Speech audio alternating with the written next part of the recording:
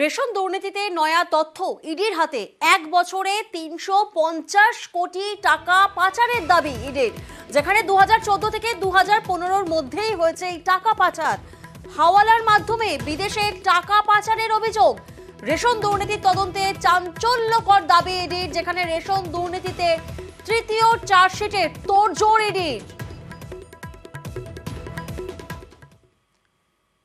অন্যদিকে ভূপতিনগরের দিকে নজর রাখবো, যেখানে ভূপতিনগরে হামলায় আহত এনআইএ আধিকারিকের স্বাস্থ্য পরীক্ষার রিপোর্ট পাঠানো হলো পুলিশকে।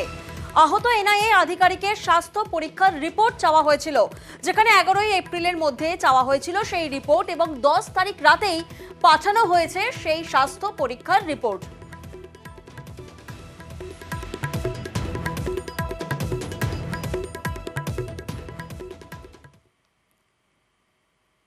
বছরের শুরু থেকে অর্থাৎ জানুয়ারি মাস থেকে আমরা দেখেছি সরগরম হয়েছে সন্দেশখালী, আর এবার ভোটের আগে ফের উত্তেজনা সন্দেশখালীতে। খুলনায় বিজেপি কর্মীর বাড়িতে আগুন, যেখানে টের পেয়ে সপরিবারে বাড়ি থেকে বেরিয়ে রক্ষা পান, এবং অভিযোগ তৃণমূলের বিরুদ্ধে হামলার অভিযোগ বিজেপির, যদিও অভিযোগ খারিজ তৃণমূলের।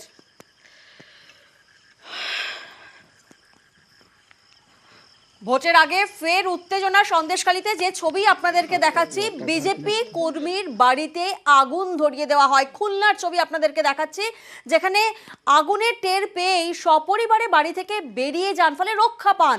ভোটের আগেই ফের উত্তেজনা সন্দেশখালীতে।